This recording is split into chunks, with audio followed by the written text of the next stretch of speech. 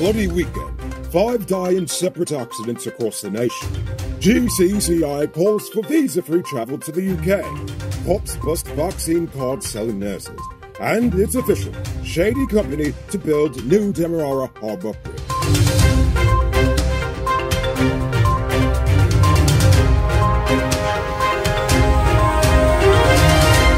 I am Rico Bulford, and welcome to tonight's edition of Uncut News.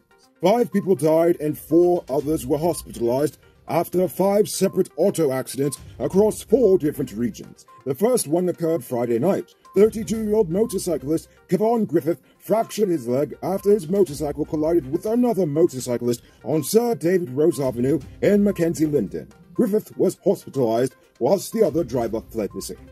Then on Saturday night, another motorcyclist was hospitalized after a drunk GDF sergeant, who they neglected to name, seemingly brake-checked him on the Bellevue Public Road on the west bank of Demerara. The sergeant is expected to be charged soon. That same night, 2 men died after their vehicle crashed into a trench in Myconey. The 3rd passenger was hospitalized. The police believe alcohol may have played a role in the accident. And around the same time, another 2 men died in a 3-vehicle accident on the railway embankment in Liliendal on the East Coast. The police say one of the drivers were trying to overtake another vehicle when they slammed face first into oncoming traffic, sending the car right into the vehicle the now dead driver was trying to overtake. The 3rd driver is in the hospital. And finally, shortly after midnight Sunday, another man died when he lost control of his motorcycle and skidded into a drain near the Carnegie School of Home Economics in Georgetown. The president is currently in the UAE for the Dubai 2020 Expo. He is expected to deliver an address to the Guyana National Day, which will be held at the Guyana Pavilion tomorrow. Meanwhile, Jagdeo is set to return from a 3-day visit to Ghana. The visit was to continue discussions with Ghanaian officials on how to improve their partnership in several sectors, especially oil and gas. Despite telling Newsroom last week that the completion date for the Sheriff Mandela Road expansion project would be delayed indefinitely, Minister Warren Edgell is insisting that they are still trying as best as possible to complete the project by October 31st. If it is not completed by then, Edgell said he'll have to approach the IDB to ask for more time. The Georgetown Chamber of Commerce and Industry says it is lobbying for the British government to remove the visa requirements for Guyanese to visit England. GCCI President Timothy Tucker said that his organization continues to lobby for the removal of visa requirements to England, having last spoken to the High Commissioner to Guyana, Jane Miller, about it earlier this month. Tucker highlighted the fact that we're now a growing oil economy and we're not poor anymore. As such, barriers should be removed in order to strengthen the relations and trade between the 2 countries. He also reminded that prior to 1992, Guyanese enjoyed visa-free travel to England, so he doesn't understand why they can't get it today. Well, neither do I, Tucker, neither do I. Are you one of the chosen few that benefits from duty-free? Good for you. Check out these amazing vehicles that just arrived at Best Buy Auto Sales. This 2016 Toyota Harrier Grand Sport Edition, this 2014 Range Rover Evoque, and this 2016 Lexus RX 200T are all on sale. They are all fully loaded and come with all modern features. Call or WhatsApp 662-0844 for more info, or visit their showrooms at Lot 171 Bidero Street, Queenstown, or Lot 2 Lamar Street, and tell them Mariko sent you to get in on this sweet, sweet deal. Back in August, convicted murderer 41-year-old Anthony Jones admitted to fatally stabbing 20-year-old Nyron Vifus after the young man intervened in a domestic altercation between Jones and Jones's wife. The man had initially been indicted for murder, but later pleaded guilty to the lesser offense of manslaughter. Nevertheless, he was sentenced to life in prison. Now he is filing an appeal with the court contending that the life sentence is not only excessive, but also not in keeping with the principles applicable to an appropriate sentence. Over in Bartica, 33-year-old miner Marvin Verbeck, the man who was accused of killing his wife, 47-year-old businesswoman Denise Vera, has finally admitted to the crime. According to police, he confessed to them that he had choked her to death last week Wednesday. He told police that he didn't mean to kill her, but was caught up in the passion of the moment. The cops arrested 2 nurses at the 1 Mile Health Center in Linden during a sting operation for allegedly selling vaccination booklets. The cops say that one of the nurses had confessed to having sold booklets for $35,000 each. The nurse also admitted that several other nurses across the region are involved in the scheme. But to make matters worse, Guyana News says that the nurses were warned multiple times by persons to stop selling the booklets because it's illegal, but they refused to listen. Apparently, the blue book money was far too sweet to give up. The two are merely the latest of several Ministry of Health staff who have been implicated in a vaccine book racket. Boom! My name is Mudwater from Guyana Uncut. I have a big truck. Note, I didn't say I have the big truck. I have a big truck. When I need affordable parts for my truck, I only go to one place. Powered Automotive Truck Spares and Engine Parts. They stock parts for DAF, Freightliner, International, and Mack trucks. Also, all genuine Cummins engine spares. They're also the authorized dealer in Guyana for Hammer parts. And as a wise man once said, don't DPS. Get your engine parts from Patsep. Call 697-0171 for inquiries and tell them Mudwater send you. Boom out!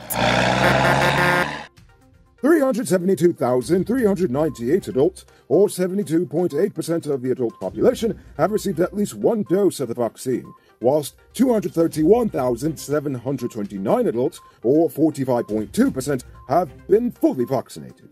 Meanwhile, 26,391 children, or 36.2% of the population, have received the first dose, whilst 17,379 children, or 22.5%, have received both. According to the Health Minister, all children ages 12 to 17 in Region 9 have already received at least their first dose of the Pfizer COVID-19 vaccine. A total of 2,425 first doses of the vaccine were distributed in the region. Former police sergeant Colin Bailey plans to sue the state for the 5 years he spent incarcerated for the 2013 murder of his ex-girlfriend, Simati Ramnaras. Bailey was released last week after the prosecution admitted that it had absolutely no evidence against him, and the hitman, Colin Grant, claimed to have acted alone. Back in 2016, he was arrested, charged, and committed to stand trial for the murder of his wife. During his years in prison, he had a heart attack, caught the Rona, and even learned of his property being severely damaged. He has yet to announce how much in damages he is currently seeking from the government. And now for our stupid news of the day. You know what I think is stupid?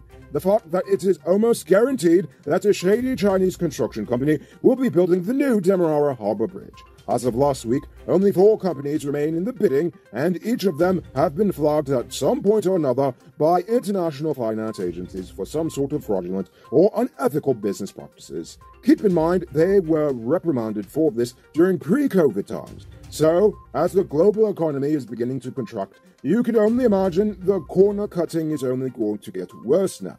Then you also have to consider the fact that China's resources, as well as their supply lines, are currently stretched so thin in the wake of the coronavirus that it is almost guaranteed that we, as Guyanese, are going to receive a poor quality product that will be millions over budget and years behind schedule.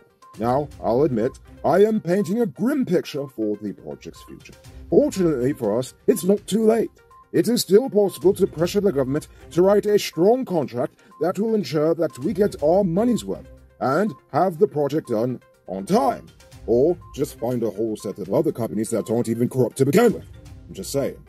Anyway, the bridge is arguably the single most important road link in our nation, so leaving its construction to just anybody in the world is pretty stupid. Don't miss the grand 50% off sale and get a free 1-month digital Prime Bundle plan. Available at City Mall, Starbucks Square, Regent and Light Street, Marcy Turkine and Marcy Providence. Shop early, limited stocks available. Moving on to Uncut News poll question of the day. Every day we post a question about current events in the nation, the region, the diaspora, and how you feel it relates to us. So you give your responses in the comments, and we'll read the best ones in the following episode. Friday's question was, do you believe that Guyana should leave the CXC Council and build our own curriculum, or should we stay? Why or why not? Carl Samoa says, it's best Guyana leave CARICOM if we leave CXC. Then we should start adopting a USA educational system. Sarcasm. We have Hoyle now, plus we foreign-minded. Oh gosh, Carl, you're right. But come on, I know we're smart enough to figure out something that makes sense for us Guyanese and not something stupid and foreign-minded. Jay Jiram says, Guyana should have its own curriculum and abandon the CXC, as there is no benefit for Guyana to be in the CXC. Indeed. So for tonight's question, I want to know, do you think England is likely to heed Guyana's call for visa requirements to be dropped? Why or why not? Think about that question and tell us in the comments below. If your response is good enough, we just might feature it in our next episode. Anyway, that's all the time we have for tonight, and check us out tomorrow for another episode. Until then, I'm Enrico Bulford saying good night, folks. Hey, Uncut News viewers, thanks for watching. You can subscribe by clicking on this button over here, or click over there for more news. You can also drop a comment to let me know if you've made it to the end of the video. Goodbye for now.